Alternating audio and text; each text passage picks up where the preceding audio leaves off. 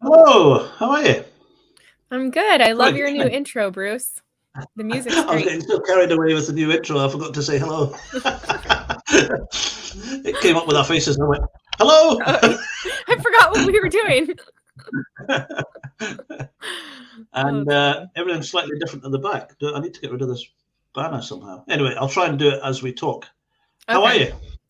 Yeah, I'm doing pretty good. I'm recovering from having a cold or flu or something, so I'm a bit maybe nasally and I might cough a little bit, but I'll try to mute myself. But I'm feeling much better and it makes me appreciate good health, that's for sure. How about you? What's going on in Have your you? world?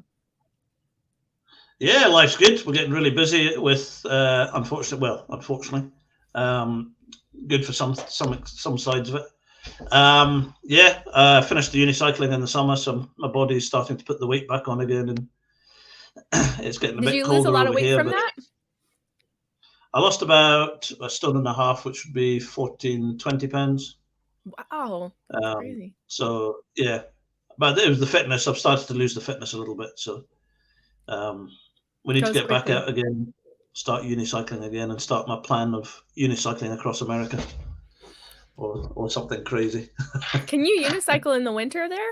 Or is it going to snow? You can do it. It's just a bit cold. Yep. So it's yeah, and it gets dark quite early here. It gets dark about 4 o'clock now. So it's yeah, we just have to do it that way around. So yeah, so what's been happening? Are you busy? Yeah, just having a really good time running the program at Thrive and thinking about different ways to improve it and further help people with TSM. So it's been really a fun endeavor. And there's nothing better, when someone learns about TSM, whether they join, my program or your program or they do something else, but you just see the testimonies that they give, even if early on they're just Mm, seeing that glimpse of change. Like that's what it's all about. It's so incredible and I'm so eager to reach more people because as you and I both know there's so many people struggling who have no clue that this is an option. So I'm excited every day to continue to spread the word and yeah, help people through this treatment. that's probably a good place to start then. Have you got any? Doesn't have to even recent. I mean, obviously without naming any names and anything, but any recent testimonies or stories that you've heard? Yeah, well, the one that's coming to mind is a comment I got recently on one of my YouTube videos where I don't know this person, but they had been on TSM for 6 weeks only, but they were still struggling. And of course, we know that's very early on TSM, but I think it was actually in one of our videos, I think maybe they commented on where we talked about a tip of putting a non-alcoholic drink in your wine glass and sipping that instead, like between drinks, and they had commented saying that that one change helped them to stop the habitual drinking in the night, like past their off switch. And so they would have red wine, have a few glasses, and switch to red juice or something, and the craving for alcohol would go away. So it was just really encouraging to see that because, of course, 6 weeks is very early on TSM, but that small little tweak can make such a big difference. And I find that to be true in really many areas of the Sinclair method. And so I thought that was encouraging. People are so used to kind of white knuckling and trying and forcing sobriety or forcing recovery. But with TSM, it's like, oh, let me just try this and see how it works. And so in that case, that person, it helped them to stop the, drinking through the naltrexone, to just trick their brain and put in some red juice instead of the wine. So that's just one thing that happened this week, which was super encouraging. What about you? Yeah, but we were just talking about it before. I've just learned, or I'm learning how to do TikTok. And one of the things I put on this week was just 2 or 3 testimonies of stories that we've had recently. And I think one of the best ones is we've had a guy just recently who was drinking about a bottle of whiskey a day, or scotch as you'd call it. And he will have probably 2 cans of beer on a Friday night and 2 cans of beer on a Saturday night. And it's quite interesting on TikTok. One guy, we tend to forget what it's like in the abstinent based world, but this one guy came on and he said it's absolutely impossible for someone who is, we obviously don't use the word alcoholic, too often. But he said it's impossible for an alcoholic to return back to safe drinking. And it just suddenly dawned on me, because we work with it all the time. We're so used to seeing people who are either chronic drinkers, medium drinkers, or early onset drinkers, or dependency, returning back to normal drinking. This guy was drinking a bottle of whiskey a day.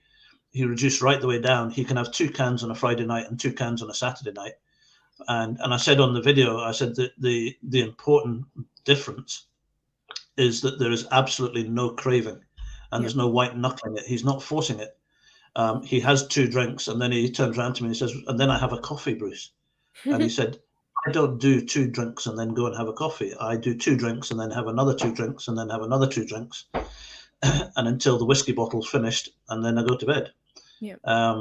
And just to see that transformation in that guy is just absolutely incredible. I also had a lady as well that I've been working with at the moment, and I've been working with her for quite a while. Well, almost about 8 months now.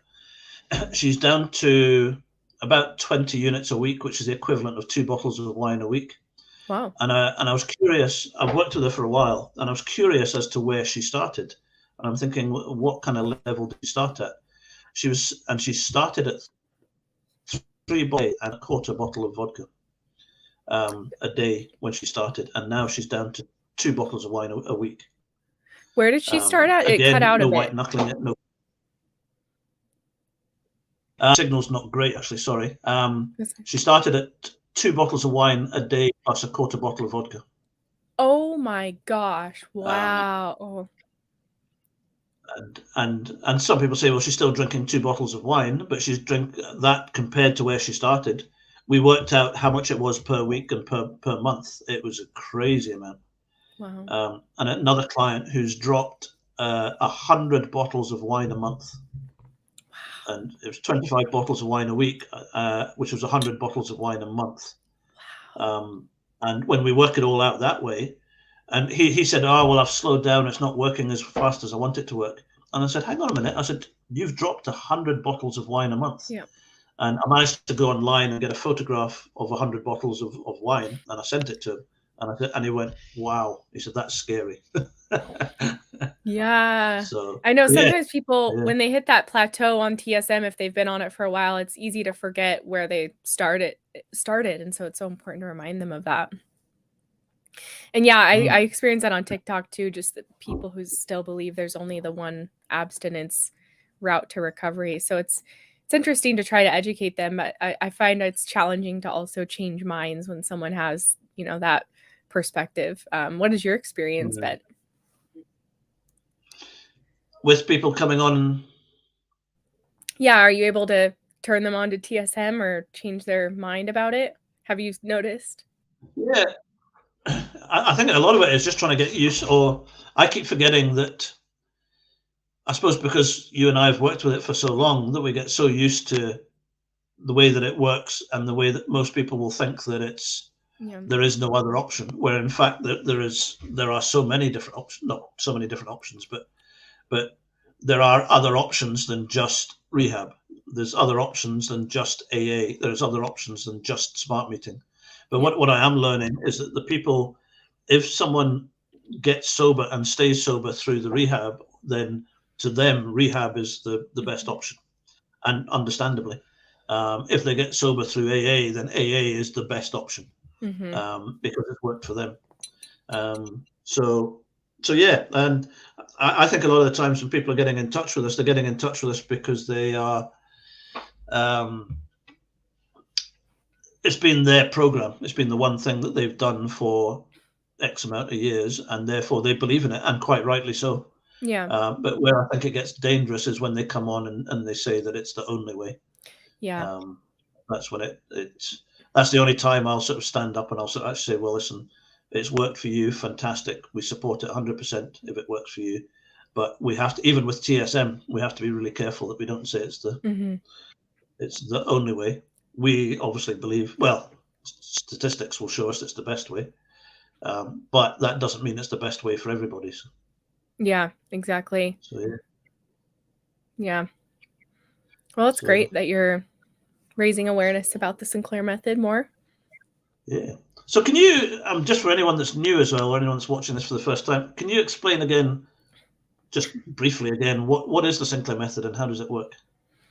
Yeah, so the Sinclair Method is truly a revolutionary treatment for overcoming alcohol addiction.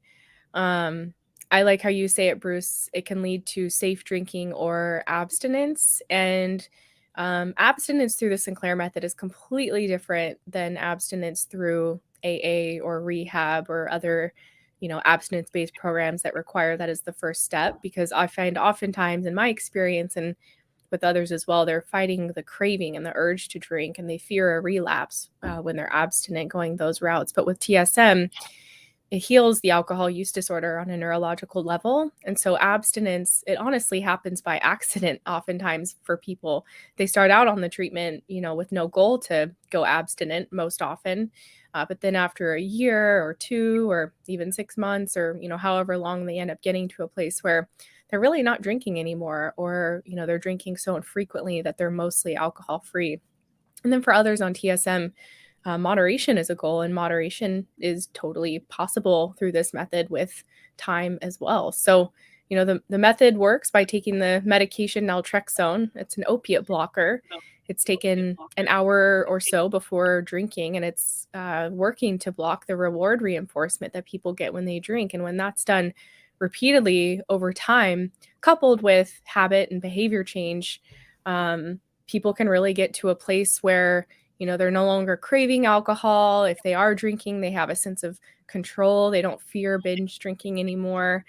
It's really a game changer. Like, a lot of people are honestly like shocked at the results, like whether they see results immediately or it takes a while. It really surprises them when they see themselves, leave unfinished alcohol in a glass, or keep alcohol in the house without drinking it, or go days and days without drinking and, not really thinking about it.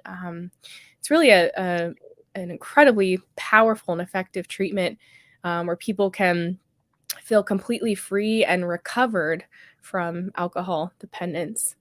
Yeah, I mean, I don't know, do you want to talk about the clinical trials and the success rate of the treatment? Yeah, I mean, again, perfect. Thank you very much. Perfect. It also comes on the back of 125 clinical trials that was carried out by, obviously, a Dr. Sinclair, which is why we call it the Sinclair Method, across in Finland. The Finnish government funded a lot of research back in the 80s and the 90s, or was it earlier than that? I can never remember when it was. But they funded a lot of research, and they gave Dr. Sinclair a lot of funds to go and basically find a cure for alcoholism. So by chance, he went back to an old medication that was used called naltrexone.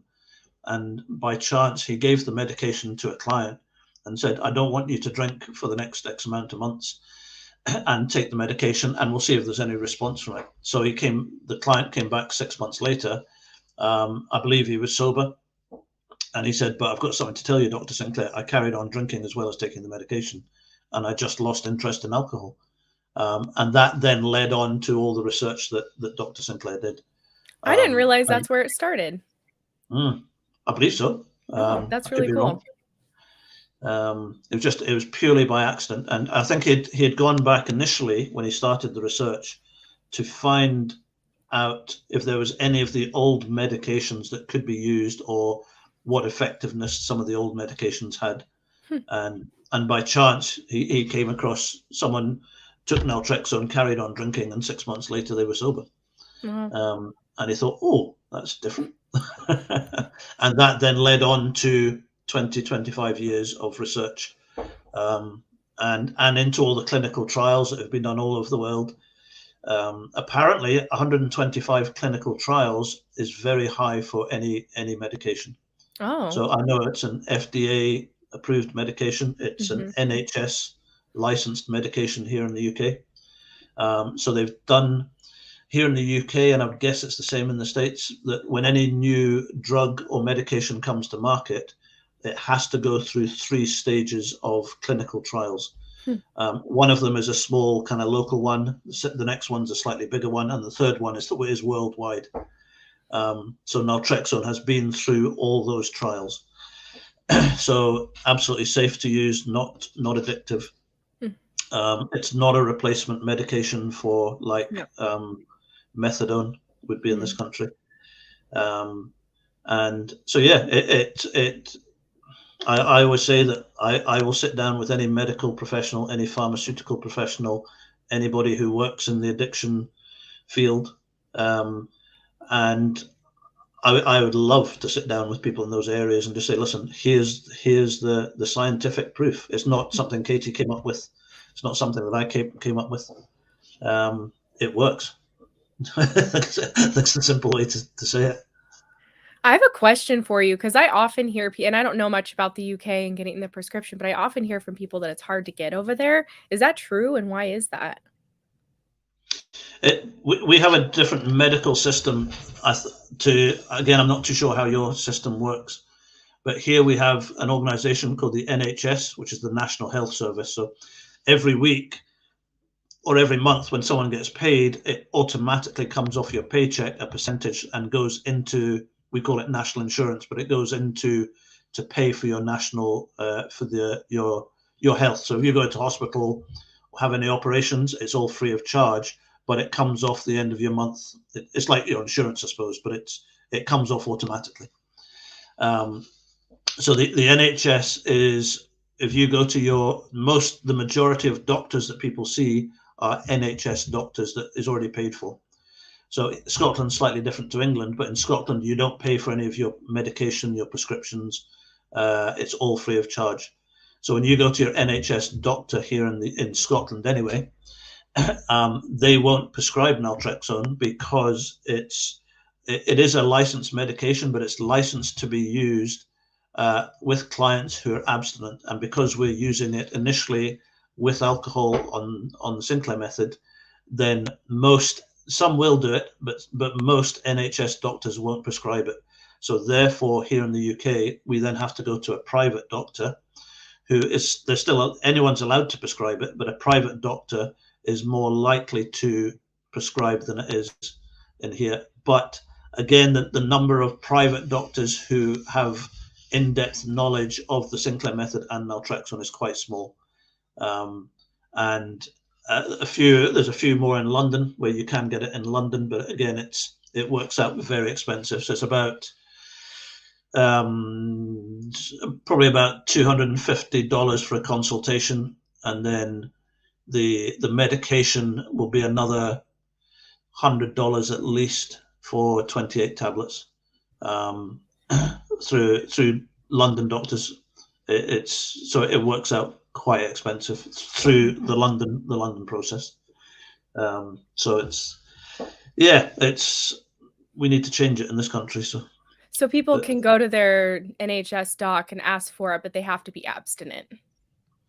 Yeah, but then even then, without going into too many details, it's all down to the licensed medication that the NHS doctor is using at the time. Oh. And so what they will do, if you're abstinent and go to your NHS doctor here, they will prescribe either a composite or baclofen. I worked in management of alcohol and drug rehab centres for a number of years, and the majority of the guys that came into the rehab were prescribed a composite and baclofen, and we saw no difference in the relapse rates. Wow, interesting. Absolutely no difference. I didn't realize you were aware of or using those medications when you worked in that field. Interesting. Yeah. Almost every single client that came into rehab was the second rehab. They were actually trialing baclofen, and again, we didn't see any success, any real noticeable success with it. Baclofen and a composite are anti-craving medications, or used as anti-craving. They're not specifically anti-craving medications, but we didn't see a huge amount. I believe there is a little bit of success with baclofen that's used at a much higher dosage than what the doctor will prescribe it for. But again, without going into all the neurological side of it, baclofen works off the GABA receptor, whereas naltrexone works off the opiate receptors. Yeah. So yes, it might help with craving, but if someone is drinking, They're it's still getting no, that reinforcement. it's no use. Well, in my from my limited knowledge. Um, so yeah, so That's why you've got it's a nice. slightly different system in America, haven't you? Say that again? You've got a slightly different system in America. Oh, yeah. Well, more than slightly. I mean, there's public health care for people who are, below a certain income level where they'll get everything paid for, or if they're 65 or older, they'll get it 80% paid for. And we're all paying through that through our taxes, but it's mostly private. But a lot of people have insurance that they, pay a premium for each month. And then, it covers not all, but most of their medical expenses. But yeah, it's a lot easier to get naltrexone here, especially as time goes on. It's like there's telemedicine doctors in, all 50 states that will pretty readily prescribe it. And how much is naltrexone in the States? It's cheap. It's like without insurance, you would pay maybe $15 for 30 pills. $15. Yeah. Some pharmacies charge more, because I didn't get, if you go to goodrx.com, you can get a coupon for $15. You just take it in. I was paying $30 without insurance at the time of me doing TSM, but yeah, it's super cheap. And some people have it covered. If they have a prescription insurance, then it's free, or, a couple dollars or something. So very cheap. This is a public disclaimer. And if there's anyone from Customs and Excise speaking, this is a joke. But you need to buy some naltrexone and send it to us in the UK. Yeah. I know, right? Don't do that if anyone's listening. That's illegal. Yeah. We just know it's interesting, though. I actually had a client recently who, when people first learn about naltrexone and the Sinclair method, if they don't know where to look, they're really not going to know where to get naltrexone. And if their doctor denies them, they feel like, okay, I don't know what to do. And so I had a call with a client who she didn't know about a lot of the telemedicine doctors that exist. She found one telemedicine doctor in a different state who would prescribe it. So she literally spent $1,000 to fly over there, see them in person, get the prescription, and they only gave her 15 pills. And she flew back home and she booked a call with me. Like, I'm desperate. I can't keep paying $1,000 to get this prescription. And I told her, okay, well, there's these doctors, you can see them through video that will prescribe it. You don't have to do that. But that was how, desperate she was to get the medication. She was willing to pay $1,000 every month to fly and get it. But thankfully, it's definitely not that hard anymore. But, I know when Claudia 10 years ago started it, she really had a hard time. So we've come a long way. And it's getting better. I mean, I've had meetings with the Scottish government here in Scotland, trying to speak to them and say, listen, we need to get this. One, we need to get the Sinclair method available to as many people as possible. And we also need to make sure that naltrexone is available on the NHS here. Steve, if anyone's listening and they've got any questions, feel free to ask away. Steve was saying he didn't know that prescriptions were free in Scotland. Yep, Steve, I'm sorry to say, but yep, in Scotland the prescriptions are all free, and apart from naltrexone. Naltrexone here, we use a chemist here that we use for every client, so therefore we get a better price. So our naltrexone here is £50 in Scotland. If you go to a standard chemist, it will be anything from £80 to £120. So it can be up to $150 for a packet here at a conventional chemist. The one we use, because we use them regularly, they give us a really good price on it. It's the cheapest that we've found so far in the UK. Yeah, your program's awesome because you can give people prescriptions all across the UK, not just Scotland, right? We can prescribe anywhere in the UK, and one doctor can prescribe. I know in the States, I think your doctor can only prescribe in each state, or whichever state they're licensed in. Correct. Whereas in this country, if you're licensed in Scotland, you're licensed in England, Wales, and Northern Ireland. That makes sense. I mean, so yeah, so yeah, we work with clients all over the UK, England, Wales. Yep, it's got 2 in Northern Ireland at the moment. So yeah, but it's just we have to get to a stage where all over the world, where it just becomes and it's definitely closer. I mean, I've been doing it now for 4 years, and you've been involved, what, 5 or 6 years? Yeah, like 5.5 now. Wow. Yeah. 5.5, yeah. And again, just in that period of time, we've seen things move on a bit. So I think between 5 and 10 years' time, it will take a while for everything to change and turn slowly, but we're getting there. Yeah, We're getting there. we Katie, by are. the way, is our pioneer for YouTube, and if you go into YouTube and type in the Sinclair Method and Katie's name, you'll see it all over YouTube. So go and have a good listen to a lot of her videos. And the Yeah. majority of stuff I learned in the early days was from Katie's videos on YouTube. So thank you very much. Yeah, I'm so glad I did that. I never rewatch videos I did. That's just I don't like doing that, but I'm really glad I documented my experience so that maybe one day if I want to go back and just see where I was at month 1 or month 2, I can see that. So yeah, it's cool. One thing I was going to speak to you about again, I know we've spoken about it before, is again, I was speaking to a client today, or 2 clients today, and the subject came up that, and I just caught myself saying to both of them that the Sinclair Method is a very kind, graceful way of reducing down or de-addicting the brain or getting to pharmacological extinction or whatever the expression, but it's a very kind and gentle way of that happening. Yeah. Did you find that? Oh my gosh, absolutely. It was because when I would try to quit before and just go abstinent, it was so much work and pressure and force. I had to try so hard to not drink. I had to try so hard to not give in to that urge every single day.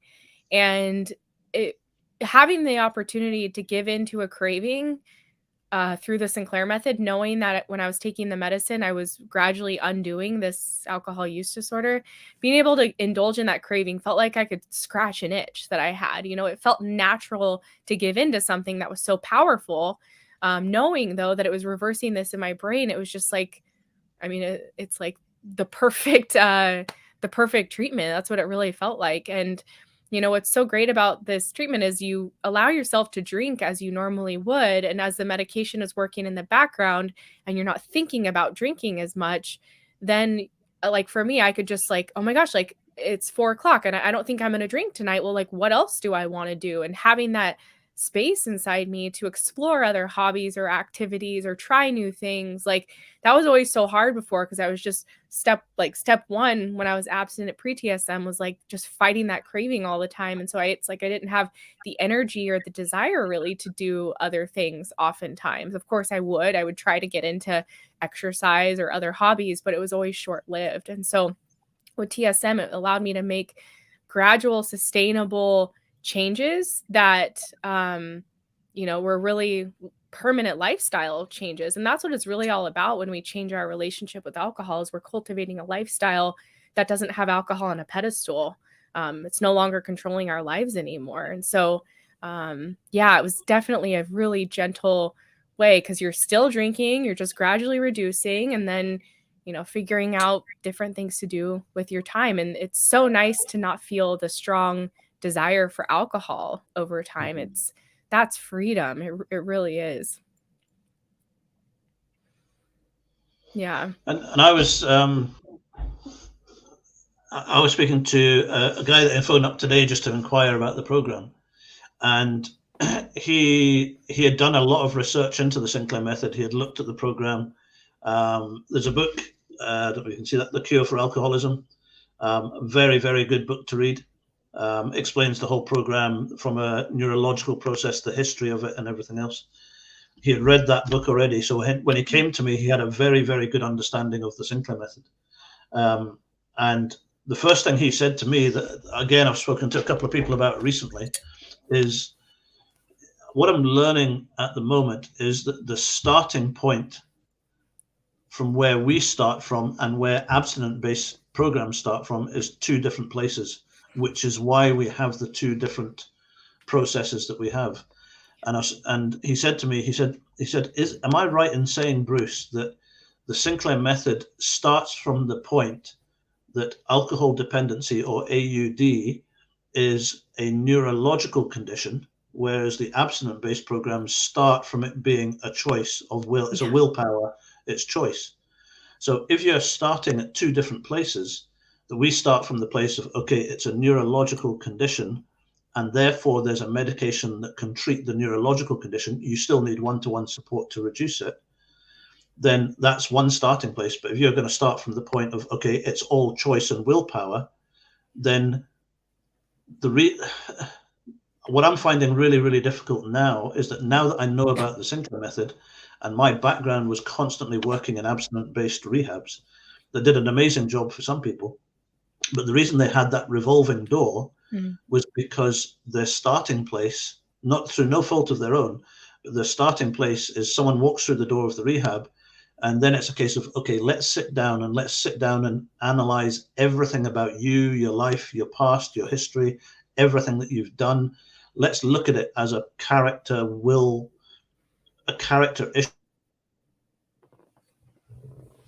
issue about you and all your unresolved issues as to why you're relapsing.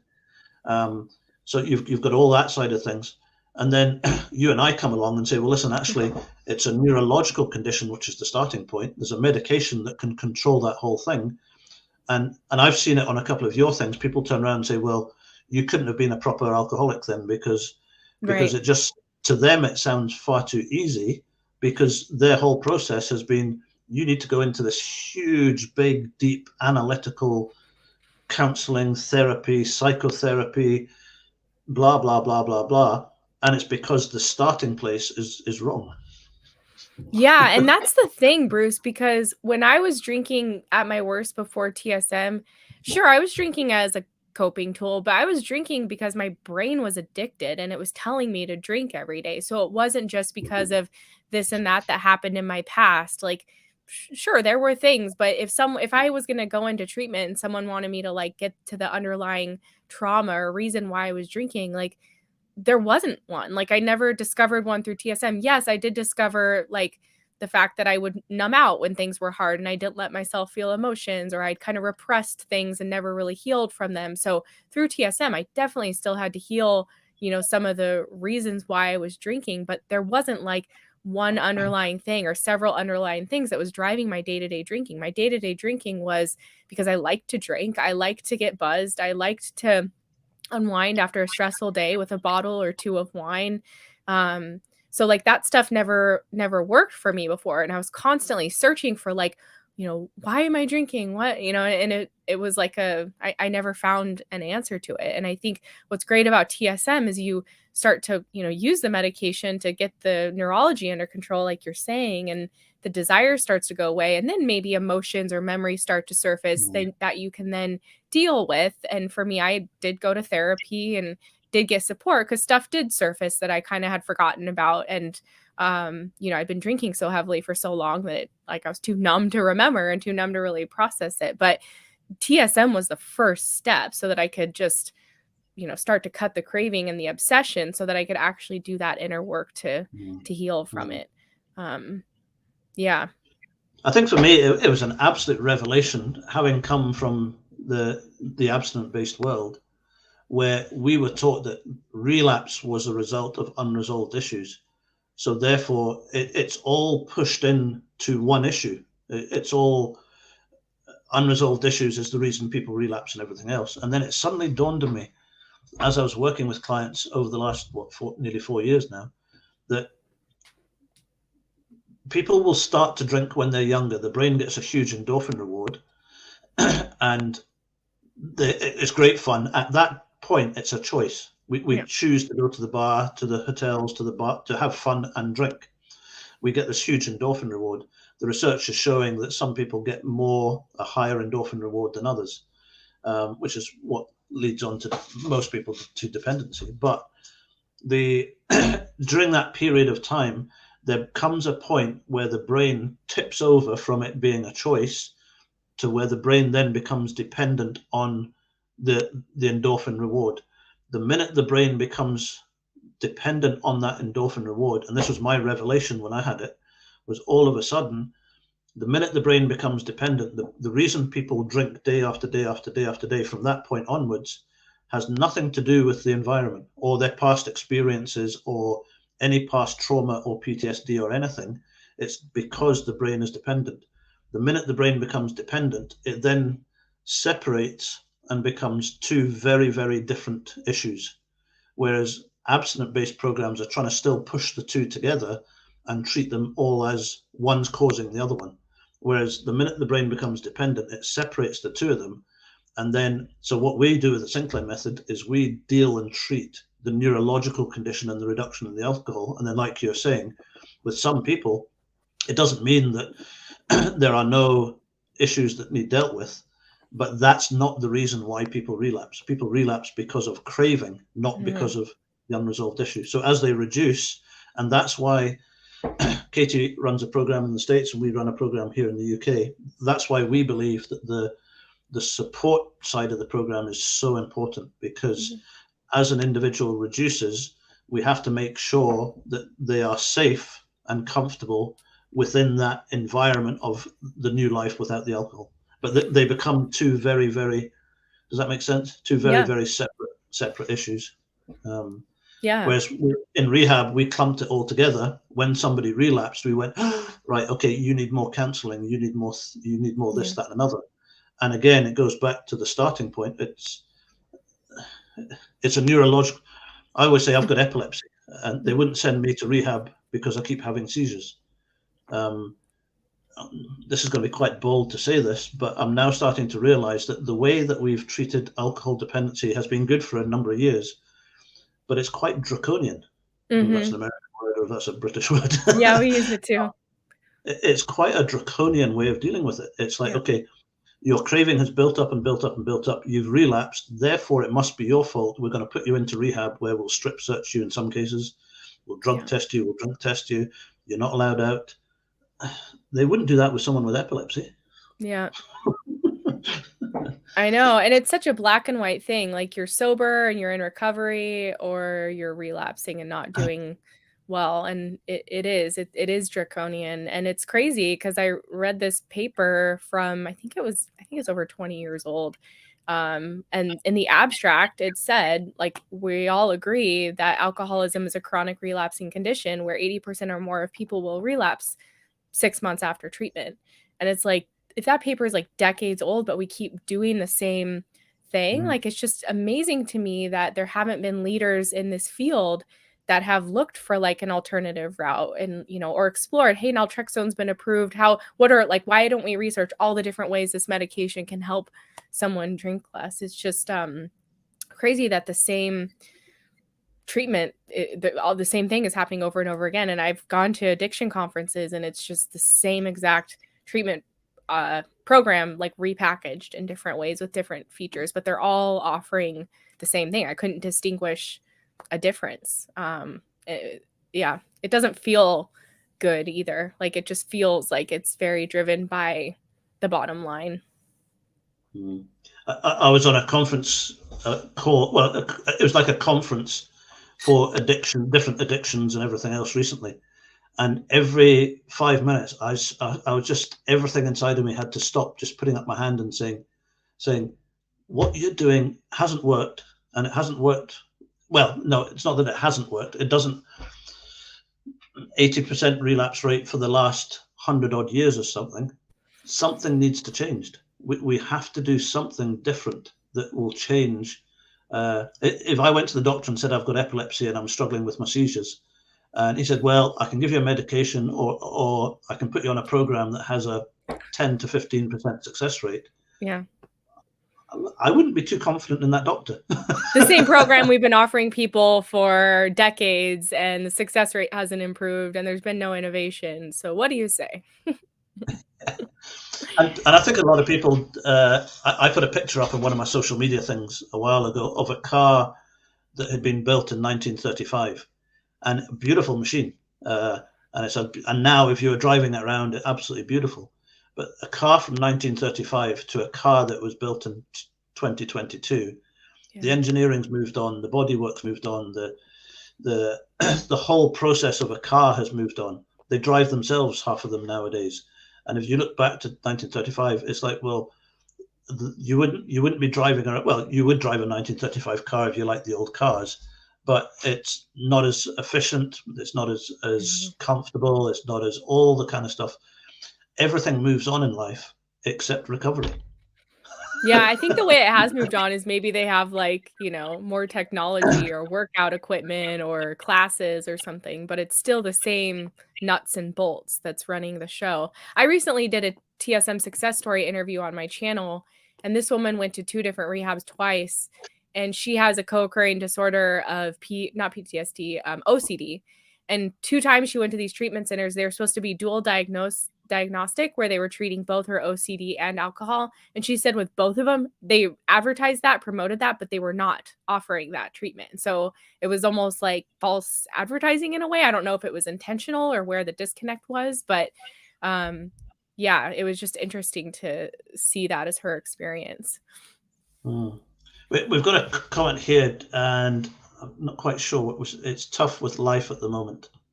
That might have come off the back of another comment we said. I'm really sorry, I'm not quite picking that one up. Are you? Yeah. No, I wonder if they joined. Maybe they're watching an earlier time. If you want to clarify in the comments if there's anything we can help with. Yeah. And Steve's asking as well, is curious, can you remember the last time you had a drink? Vaguely, I know it was sometime in August or September of 2018. I remember I went to France in the middle of September that year, and I wasn't planning to quit drinking, but I was just planning to not drink on that trip. And then I never drank again after that. So I think it was either August or September of 2018. I don't remember it because it wasn't supposed to be my last day drinking. I do remember I was out to dinner at an Italian restaurant and I had a glass of red wine that I couldn't finish. That's what I remember. One glass, I couldn't finish it. I'll ask you a question that I ask you regularly, so I know the answer, and it's a kind of loaded question. But so you're saying sort of end of 2018, so roughly 4 years. So the big difference between TSM and I always say it on all my videos and everything is that when people get down to the level they're drinking at, or abstinence, like Katie's gone to, there's no white knuckling it or no craving or no issues. Have you struggled at all in the last 4 years with wanting a drink or craving a drink or getting into a situation where I need a drink? Wait, are you forcing your abstinence, or is it relaxed or chill? What's it like?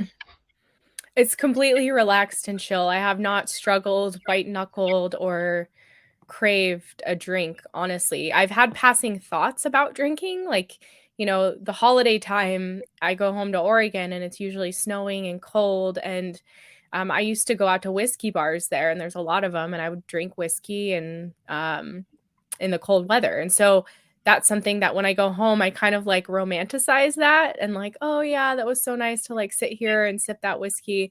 But then when I play it all the way through, I would get really drunk and be super hungover the next day.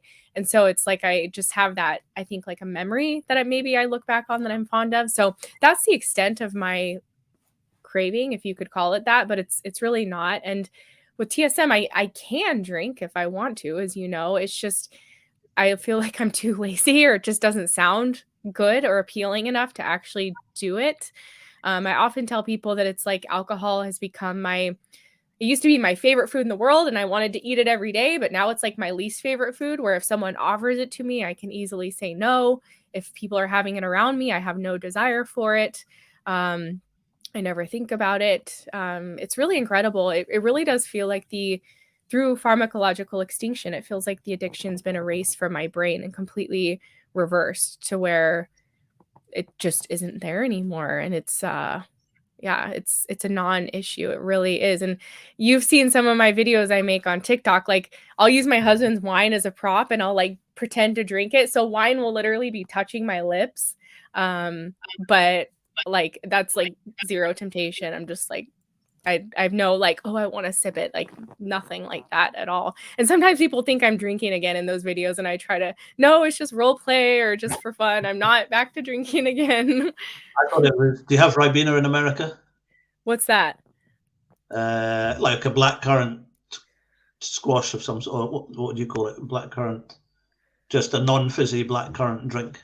Oh, I don't know. I haven't heard of it. So maybe we do.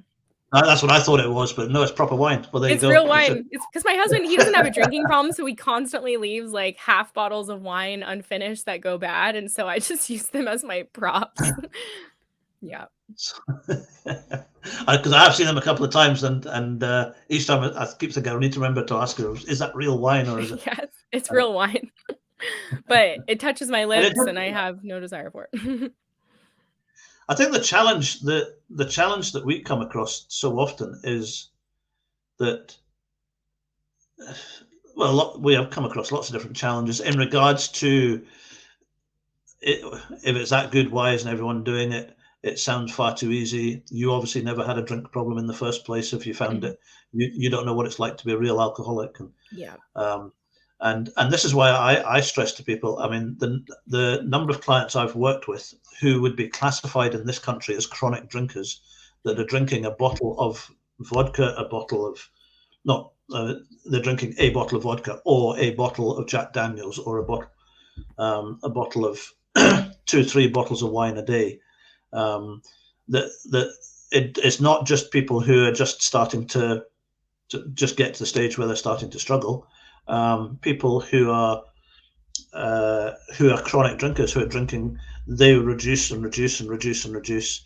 And the idea of the programs is to reduce them down at a safe level so that it's comfortable and safe for them. And then they get down to the level.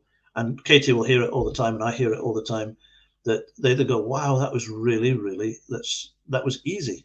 And the biggest danger we have in the program is, for some people, it's actually too easy. And then they start to think, oh, it's just a placebo. It was me. I never really had a problem in the first place. And then they stop taking the medication, and whoosh, yeah. You can relapse just as quick without taking your medication. So yeah. Yeah, I hear that, obviously a lot too. And even if someone has moderate alcohol use disorder where they don't even drink every day, but maybe they have a bottle of wine every few days, they could start TSM and fail. I think the thing of it is like, if someone's not genuinely motivated and they have both feet in and they're ready to make this change for themselves, not for somebody else, almost anyone can fail at it, no matter where their alcohol use disorder is. But that excuse of, oh, you must have not been a real alcoholic, or this doesn't help real alcoholics, I see that on my TikTok all the time. And I'm just like, you don't understand. Like, yes, it can. And you and I have seen it help. I have countless interviews on my YouTube of people who were real alcoholics that this treatment has helped. So I think if someone's motivated enough to make this change and they'll stay compliant and they're committed for the long haul, like, likely they'll succeed with it. Of course, we know, apparently there's a small percentage of people that don't respond to naltrexone. So that's a different subset of people that just the medication won't work for. But if it's working for them, it doesn't matter. I had a client that started about a week ago, drinking a week and a half ago. He started. His wife phoned me up initially. I work as well with partners as well. So I offer sort of support and advice for clients, partners, as long as they agree to it. So we got him going about a week and a half ago. He was drinking 3 bottles of wine a day. We would normally see a 30 to 50% reduction in the first week to 2 weeks. And then from there, it then levels out, and then we start working on the habitual side of things to then reduce further on. This guy, in the space of a week and a half, has gone from 3 bottles of wine a day down to 1 bottle. Now, he has tried reducing on his own, going from 3 bottles to 2 bottles and then 1 bottle. But when you try and reduce without naltrexone, without going into all the neurological side of it, when you try and reduce without naltrexone, it will go so far, the craving will start to kick in, and then you start struggling at a certain level, and then it starts to creep back up again, and it goes back up to where it was and sometimes more. Now, this guy's gone down to 1 bottle, absolutely no problem. And his wife phoned me up the other day, and they'd had a little bit of we call them high volume discussions.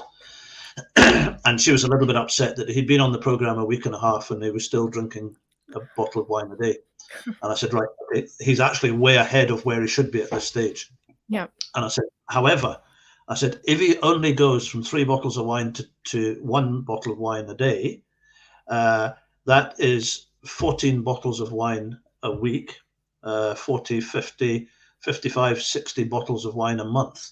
Within the space of 1.5 weeks from just taking the medication without doing any of the habitual stuff, he has dropped by 50, 55 bottles of wine a month just by taking the medication. And I said to him, each time I speak to clients, I say to him, was there any, how are you finding things? He said, Bruce, this is the craziest thing I've ever done in my life. He said, this is so easy. He said, I'm not stressing, I'm not panicking, I'm not searching for the next drink. He said, in fact, the other day I actually forced myself to finish that one bottle of wine. And again, you'll hear it. We hear it all the time. Yeah, so true. Yeah, and like it's getting to a place where we're no longer viewing recovery as like a black and white thing. And I like to view it like a weight loss journey. Like these small sustainable changes will, hopefully be permanent for most people. But it is difficult managing the family's expectations when they want this problem gone yesterday, and this treatment, it does need time to work. But when they can recognize the changes that are happening in the right direction, whereas before TSM, that would have been pretty much impossible. Like that's super encouraging to see. And again, I don't want to mention any names just live on here, but and lady here, I was drinking over a litre of vodka a day, no control whatsoever. When somebody's drinking at that level, it's not choice. People do not do it because of choice. They don't do it for fun. They do it because the brain is dependent. It becomes an absolutely crippling thing. The absolute madness, no control, the cravings completely took over, and the behavior. My mum was so grateful, as I still wouldn't be here without TSM. Amazing. Absolutely. I mean, keep doing it. Keep going. I mean, something has to change. And the only reason that we come on here is, yes, we both run programs that we're trying to get people involved. But when we hear stories like this is not a story that is just a one-off. We hear this all the time. And I'll say I'll probably get hammered for this somewhere by someone somehow, but it's wrong. It is absolutely wrong that the Sinclair Method is not the number one go-to model for alcohol recovery, alongside the other ones. But the Sinclair Method, at some point over the next few years in America, UK, Scotland, England, it has to be the number one model for recovery. Because look at the stories that we've got here. This is just one story. If someone continues to drink a bottle of vodka a day, the people will stop eating. It takes over their whole lives. It ruins relationships, the families, the parents. There's a ripple effect in that whole thing. Yeah, I know, and that's why I don't like the comments used to get to me more, where people were very dogmatic or very cruel, even like, you're murdering people with this information, or you're killing people. How dare you tell alcoholics they can drink? And we're not telling people if you're sober and it's working to start TSM and start drinking. Of course, we know some people do that, but it's with caution and with a treatment plan and all of that. But I just like, we have not only the scientific evidence to ground into, but our personal experience day in and day out, and seeing people like this individual who get that freedom, whereas they were fearing death otherwise. And so it's, like, I feel confident despite the, arrows that are slung our way if we're going against the mainstream narrative about what, recovery needs to look like. We have data and experience on our side. I actually went on TikTok the other day, and a guy, he just did it. He just doesn't have the information and the knowledge about the Sinclair Method. And he came on and he said something about it's just not possible and blah, blah, blah, blah. So I will actually say to people, well, listen, I'm more than happy to do a one-to-one Zoom meeting with you, and I'll share all the information with you. Or if you would like to do a live, I was going to set up a live thing like this where we can have a discussion, not an argument, not a I'm right, you're wrong kind of thing, but I will do a live discussion here with anybody. whether it's politicians, doctors, dentists. I keep mentioning dentists for some reason. Those dentists are so no. Anybody, and because we see it happening day in, day out. This is my office here. I wish that I could put cameras in here on a day-by-day basis and some sort of audible so that you could listen into the phone calls that I have with people. I very, very, very rarely have a negative conversation with clients. When I was in rehab, it was a constant 24/7 battle to keep people sober. Constant. It was just and then when they did relapse, they weren't allowed to stay in the rehab. So these were people we had got to know, we cared for them, they were cracking people. They couldn't fight the craving anymore. They relapsed. We had to ask them to leave. That's quite a dangerous time for someone to be starting to drink again. We didn't know if we'd see them again. The number of times that the staff would walk into the office, once we'd had to ask someone to leave from a professional point of view, we would have to say, I'm really sorry, you've relapsed, you need to leave. The staff would go into the office in tears. We sat in the office in tears sometimes because the guys, we got to know them really well. But we had to go through that process because that's what it was. It needs to change. Yeah, that's awful. Yeah, when people are relapsing and they get kicked out, it's like, of course they're gonna go. It's gonna be not a good relapse. And it was so sad. I mean, it's just. I'd like to be drinking still more than I'd like to be, 8 units or so a day. Yeah, such an improvement on overdone. At the stage of appetite was gone, and I was so weak. I had a client just recently that just absolutely lovely guy. He lives fairly close to me here. He was drinking about a bottle of vodka a day. I went to visit him. He was skin and bone is the only way to describe him. We got the doctor out. A long story, it was a fight. The doctor wouldn't even look at him because it was alcohol. We had to fight. We had to threaten the doctor with suing him to get him into hospital. And that was 2.5 years ago. When we went in, I reckon he was probably, I'm guessing, I'm not medically trained, but I reckon 2 to 3 weeks away from life coming to an end for him because he was skin and bone. He wasn't eating, he wasn't drinking anything other than vodka. Oh my gosh. But he's alive today. Wow. It doesn't need to happen. Alcohol dependency, AUD today, and I'll stick my neck out here, is completely treatable. It's completely treatable. Yeah. Yeah. TSM is so powerful. It's a game changer. When I get I've won my high horse today. No, it's true. I completely agree. That's part of what lights me to keep driving, what I do every day too, because more people need to know. This is like the 20, 100, 120. I'm just doing some maths. Talk for a second, Katie, and I'm just going to do some maths and come back to you in a second. Oh no, he's doing math in the middle of the talk. Yeah, this person says many of my friends from rehab are no longer with us. Such a waste of life. Yeah, it's so tragic. And how many lives could be saved just for people knowing about TSM. One person who was a success, or he is a success story of TSM, but he was in AA for a couple of years. He told me that he would have not struggled with alcohol for probably 10 years less had he known about TSM 10 years sooner. But it kept him cycling in and out of periods of abstinence and drinking and seeking out treatments because he thought that those were the only options. But when he learned about TSM, it's finally what did it for him. But he said, had I known about this 10 years ago, I could have saved myself a lot of trouble. And I just know there's countless people out there right now who are checking into rehab for the first, second, third, fourth, fifth time, in and out of AA meetings, trying it on their own and not having success. And they would greatly benefit from TSM. I meet them every day. I finished my maths.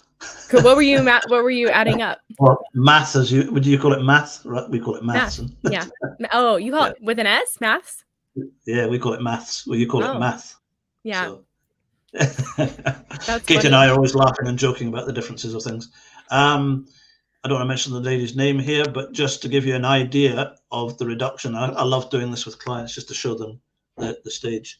From where this lady was and to where she is today, if we convert, and there was a different drinking hard liquor or spirits, but if we convert it all to wine, if you look at it as bottles of wine, this lady has reduced by 63 bottles of wine a month. So the Sinclair Method has helped that individual reduce by 63 bottles of wine a month. That's massive. That's massive. Incredible. That's a huge amount. Congratulations. So well done. Well done. Keep going. And it's all a journey. We all get there eventually. Yeah. It reduces and then goes and tames for a while, then reduces again a little bit. But as we were saying earlier on, it's a very, very nice, kind, gentle way of doing it, and it's very forgiving. It's amazing. I'm running out of words. They reckon us men only have so many words per day, and I'm probably getting to the end of my words for the days. But I am just looking at the time, and unfortunately, we've got to our hour again. Yeah, it went by so quickly. Such a great conversation. So thank you again, Katie. Thank you very much. Yeah. Thanks, everyone for coming on and for all your comments and stuff. If you, excuse me, if you're in the UK, even if you just want to have a confidential chat with anybody, Alcohol Recovery Scotland. If you go on our website, I think our phone number's on there. We're just having it changed at the moment. If not, just send us a contact form, and I'm more than happy to just have a chat with you. If you're in the States, get in touch with Katie. What's the best way to get in touch with you, Katie? You can go to our website, thrivealcoholrecovery.com. We have a contact form on that page, or email us hello@thrivealcoholrecovery.com. And Katie's a co-founder of Thrive in the States with a lady called Karen, who I think might be joining us next month. We'll need to work on that one. Oh yeah, that's right. I need to speak to her. I don't know, but doing an absolutely incredible job with their platform and their program. So yeah, so keep doing what you're doing, and thank you for all your YouTube videos in the early days. Yeah, and thank you, Bruce, for everything you're doing. You're tackling that part of the world, and we're tackling this part of the world. And then one day we're going to have a TSM we'll come to America one year, and then you can come to Scotland one year. And that would be cool. Don't tell Steve, but we'll stay away from England. You can come to Scotland. Only joking, Steve. Okay, guys, any questions, feel free to get in touch with us. And thank you very much for all your questions. And thank you very much, Katie. Thank you. See you later, Bruce. We'll speak to everyone soon. Thanks. Bye. Bye.